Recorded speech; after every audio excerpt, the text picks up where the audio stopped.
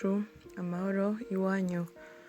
Ntimwibagire gufyonda kuri subscribe no kubisangiza bagenzi banyu.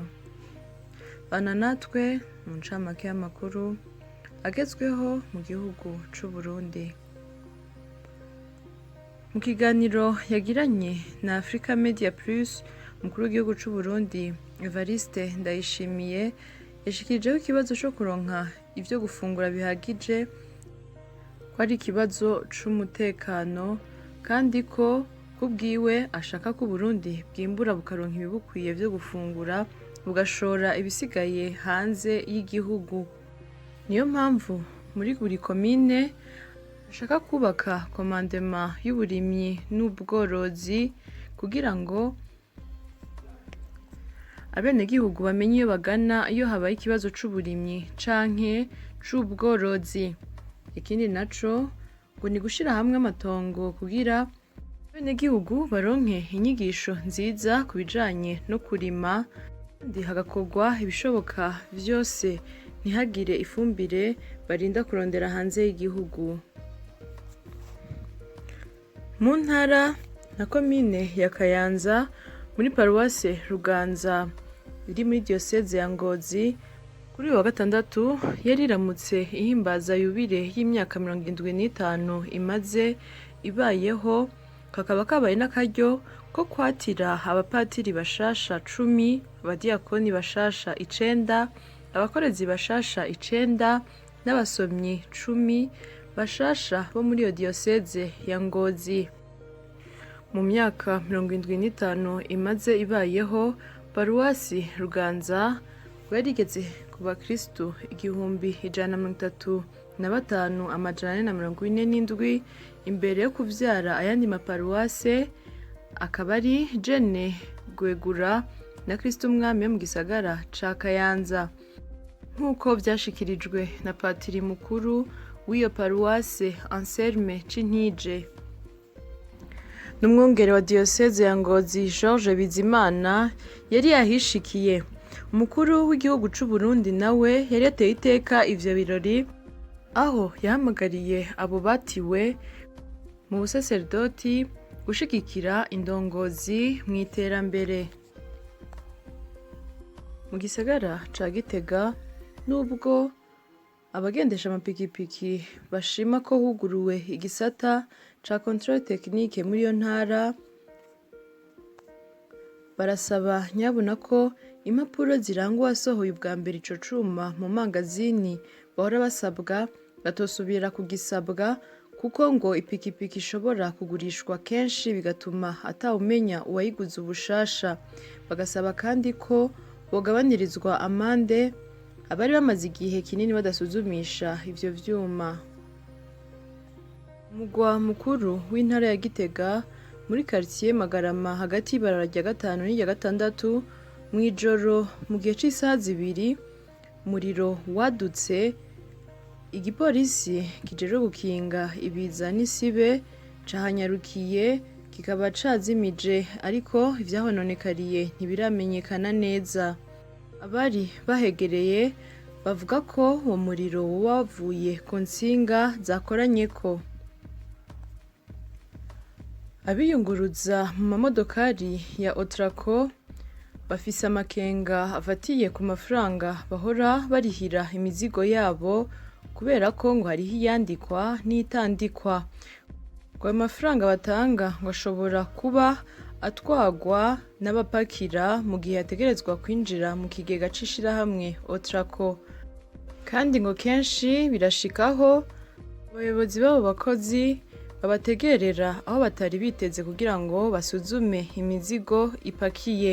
Ugasanga kenshi hadutse ikibazo bivuye ku mizigo itaba yanditswe. Mu gisagara ca Kayanza, ikiro c'indagara nziza kigeze ku mafaranga 40,000, izindi zikagurwa 36,000 ku kiro. Ubu indagara zazimvye cane. Abazidandaza bavuga ko kare indagara nziza zagurwa 20,000 canke 18,000 ikiro. Iyo rero bazirangura ngo zirazimvye cane. n'abazigura baridoga ariko bagashima kugura nkeyi bashoboye. Parfait Hakizimana n'umwe mu mpunzi z'abarundi bo mw'ikambi y'Imahama mu gihugu c'u Rwanda, akaba azoseruka muri Jeux Olympiques izobera mu Buyapani, aho agiye guserukira umugwi w'abakinyi ba taekwondo muri iyo kambi. Basanzwe bamuzi baramukeza kubera ko ngo ni inkerebutsi muri uwo mukino. Inyuma nkumbure batarafata iyo ngingo kuyifata kugira ngo baze bifatanye n'abandi barundi bose mu rugamba turimwe uno munsi, ariko rugamba witerambere kugira ngo umunwa wose uronke icuye, hanyuma mufuko wose uronke amafaranga. Ega n'uri ku mutaharaza hanyuma ashitse avugana n'ubutungane vyiwe kungene bimeze, mugabo nta numwe twe twokwankira ko yotaha mu gihugu ciwe c'amavukiro.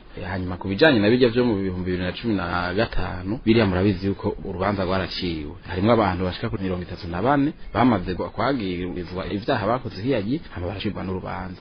Rero iyo umuntu acira urubanza yaba ari mu gihugu canke atari hari, araheza akaza akashikira ubutungane bukamubwira ivyiwe, azemera akazemera, atazemeye agasigura igituma atazemera, kuko vyose biba amategeko yisunze. Kuri ivyo nyene vyashikirijwe na Petero Nkurikiye, bamwe mu banyepolitike begwa n'ako kambo batewe n'uwo avugira ubushikiranganje bw'intwaro yo hagati mu gihugu, umutekano n'iterambere rusange, batanguye kugira ico babivugako. Jeremy Minani arongoye umugambwe RDB amenyesha ko gutaha kw'impunzi ngo atanumwe arinda kubatera kamo, ngo kuko bazi ico bahunze. Nayo kubijanye n'ubutungane, uwo munyepolitike avuga ko Petero Nkurikiye ivyo avuga atazi ivyo arivyo, ngo kuko atabutungane buri mu Burundi. Inkuru na Jeannette Kamikazi. Inyuma yaho Petero Nkurikiye umuvugizi w'ubushikiranganje bw'intwaro yo hagati mu gihugu, umutekano n'iterambere atereye akamo abarundi bahunze, na cane abanyepolitike ngo bahunguke, mbere ngo n'abaronderwa n'imitahe co kimwe n'abaciriwe imanza n'ubutungane bw'u Burundi ko ngo nabo nyene batotinya guhunguka. Jeremy Minani ni umwe mu baciriwe umunyororo wo guherayo n'ubutungane bw'u Burundi, akaba arongoye umugambwe RDB, amenyesha ko gutaha kw'impunzi ngo atanumwe arinda kubatera kamo, ngo kuko bazi ico bahunze. Dukurikire Jeremy Minani arongoye umugambwe RDB.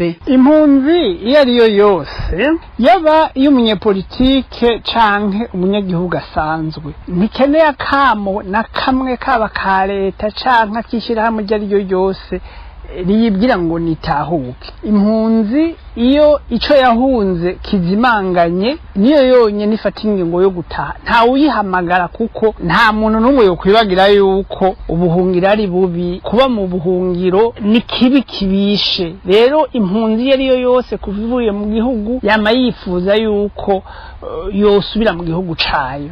Mugabo ntishobora kwishora ku macuniro ngo igende kwicwa canke gucurwa bufuni na buhoro mu gihe ico yahunze kikiri hahandi. Kuvyerekeye impunzi z'abarundi wanashaka n'iz'abanyepolitike cane, leta twahunze iracariho, iratema igatongora, iguma ikora mabi mpuzamakungu n'amabi abishe twahunze. Rero nta muntu yokubahuka ngo agiye kwishora kuyo leta imwice canke imukorera ayo mabi. Kandi ndababwiza ukuri, kuva tuvuye muri kiriya gihugu nta kindi ciyumviro, nta n'ikindi cifuzo nyamukuru dufite atari gusubira mu gihugu cacu mwiteka. Ibi rero bizoshoboka, tuguma tugerageza uko dushoboye ibizogira bize bishoboke, ariko niyo leta koko nambe ifite ishaka ry'uko impunzi zitahuka, nitorera umuti zirya njyane yateye mu gihugu cacu. Rujya rwimo ruheze twese tuzotahuka, ntawe uzokwirirwa aradutera akamo.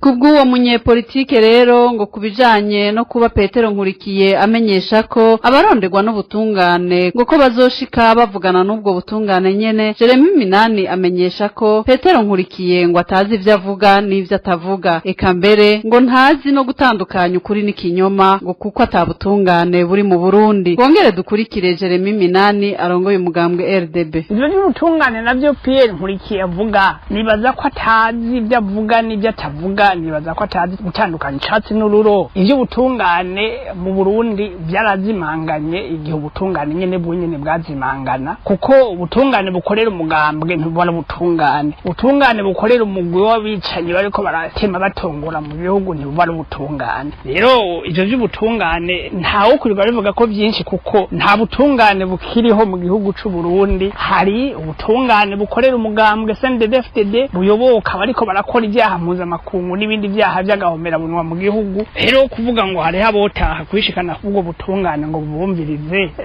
nibaza ko atazi ibyo ariko aravuga, ntashobora gutandukanya ubutungane bw'igihugu n'ubutungane bw'umugambwe canke bw'umugwi w'abantu bafukamye mu nda igihugu cacu.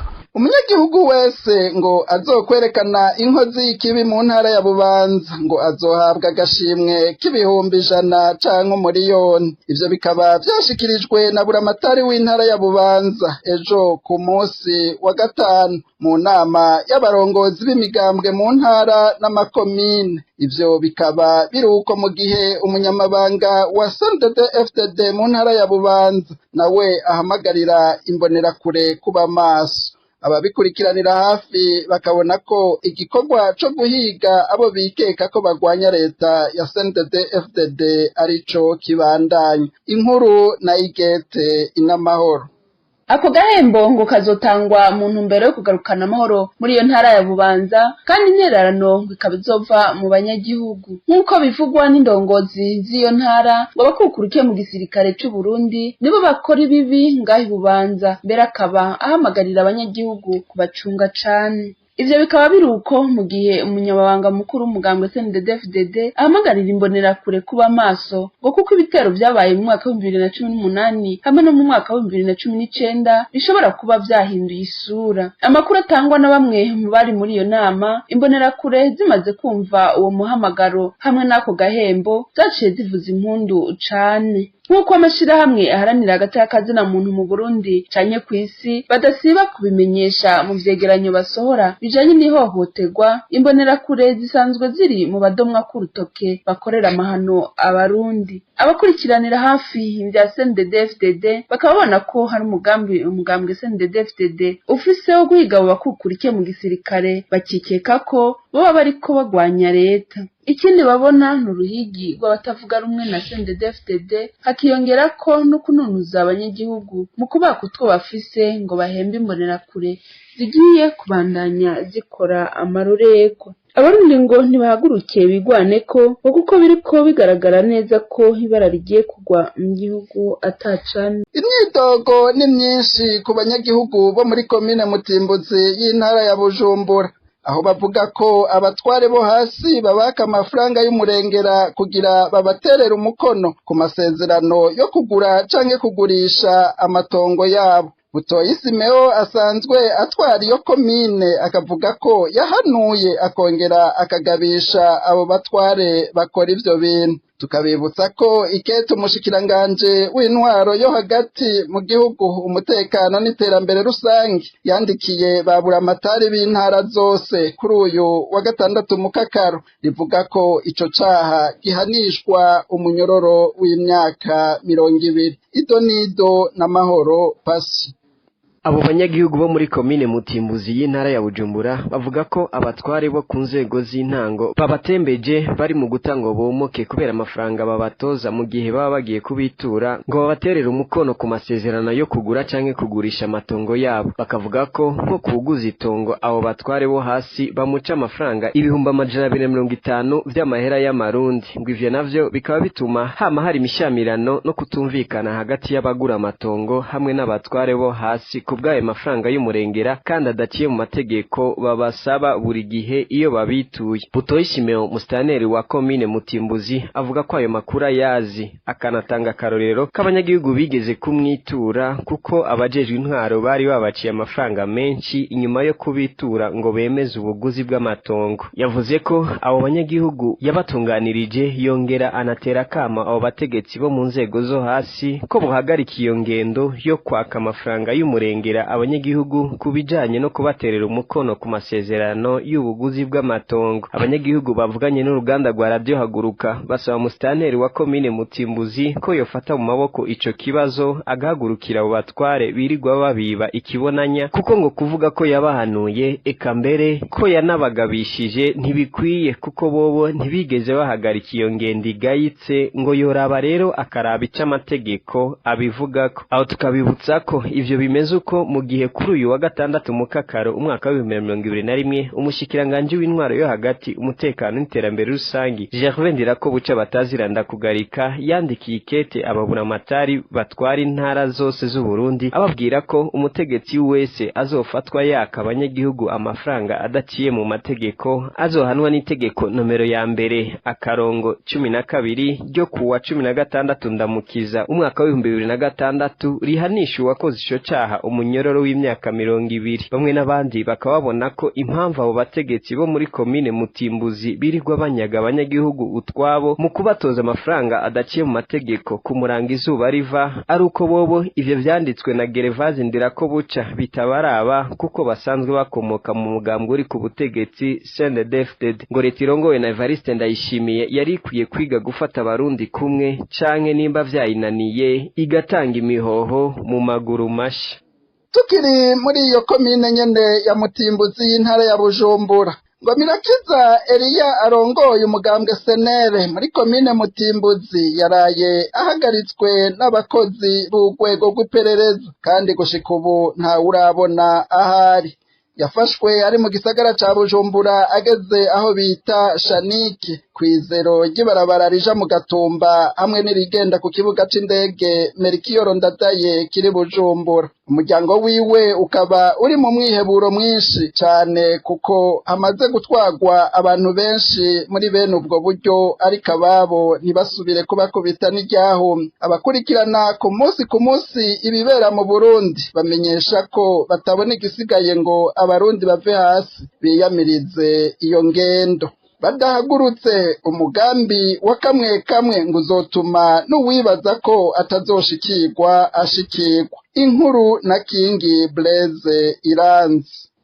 Yafashwe nk'igihe cy'isaha 10 z'umuhingamo ku munsi w'ejo hahise igenekezo rya 9 Mukakaro umwaka wa 2021. Elia ngo Mirakiza yaravuye aho bita ku Mpanda atwaye amatafari mu gisagara ca Bujumbura, kuko yari asanzwe akora akazi ko kudandaza amatafari abo bita aba fournisseur. Niho ibeni yarimwo yashika aho basanzwe bita kuri Shanike, hacaza imodoka ya pick-up igendeza ry'u Burundi ifise ibiyo bitabona. Uwaratwaye pick-up niko gucakata ikorosi ayitambika imbere y'ibeni Elia ngo Mirakiza yararimwo nayo cirahagarara. Elia niko guca kugwa ubwo nyene muri iyo beni acayurizwa pick-up iperereza ry'u Burundi atakintu na kimwe abwiwe. Iyo pick-up nkuko ayibonye bavyigana ikiva ngaho yiruka n'umuvuduko muremure igana mu gisagara ca Bujumbura hagati iciye imbere y'ihinguriro ry'ibinyobwa rya Brarudi. Umuryango wiwe nakutagize ngo urondere mu busho bwose, ariko nta nakayambu. Abegere umuryango wa ngo Mirakiza Elia batumenyesheje ko uwo muryango wabajije no mwiperereza ry'u Burundi, ariko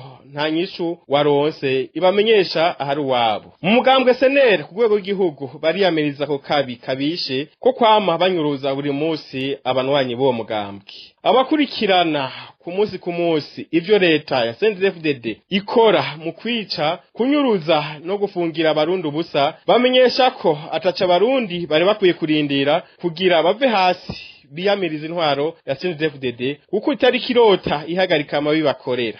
Kubgabo ngo no mugambi wa kamwe uri kushigwa mu ngiro niyo ntwaro, ngo rero barakwiye kugwanya bivuye inyuma.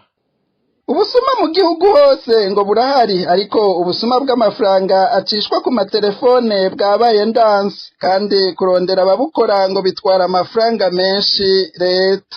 Kuri iyo mvo kuva ku igenekerezo rya mbere Myandagaro uno mwaka, uwo baziba babicishije kuri telefone ngo niwe azofatwa nk'uwivye. Ivyo bikaba biri mu ikete ryasohotse kuri uyu wa gatanu igenekerezo rya 9 Mukakaro umwaka wa 2021, itewe ko umukono na komiseri de police Gahungu Bertha. ivyo bikaba biterwa ivyatsi n'abanyagihugu aho bavuga ko ari akamaramaza k'imboneka rimwe aho leta ifata uwibwe akaba ariwe ihana ngo ni gusasira indava abasuma. Inkuru na Eric Kwizera. Komisariya nkuru ije Nyamiramabi yarayisohoye ikete rivuga ko umuntu wese azokwibwa amafaranga biciye kuri telefone kuva ku igenekerezo rya mbere myandagaro no mwaka wa 2021 ngazofatwa hanwe kuko ari wazoba yiyivye. Iryo kete ryatewe ku mukono na komiseri mukuru w'ipolisi Gahungu Berta rigira riti nduguriye twamugina kurondera inkozi z'ikibi zikora ubusuma bw'amafaranga acishwa kuri telefone bitwara uburyo bwinshi cane igihugu ndugaye twamugina mu ntumbero yo kubutuza umwe wese ategerezwa kudatiza telefone ugiye kumufasha kurungika amahera ngo bitabaye uko uwo baziba azohamwa mu kibanza c'umusuma kuko azoba yabimufashijemwo kandi ngo bizohiboneka neza gakorana nabo basuma. Abanyagihugu baganiriye n'uruganda rwa Radio Haguruka bakabavuga ko leta ikwiye guha akazi abahinga mu bijanye n'itumatumanako kugira bafashe gutuza ubwo busuma ngo kuvuga ko hazohanwa uwibwe ngo ubutegetsi buteye intege abasuma babikora ngo nakamaramaza katari bwaboneke aho umusuma adakurikiranwa ahubwo agakurikiranwa uwibwe. Uruganda rwa Radio Haguruka rukaba rwagerageje kurondera Gahungu Berta umukomiseri mukuru w'ipolisi kugira umubaze byinshi kubijanye n'iryo kete telefone yiwe ikaba yahamagara ikabura uwuyitaba.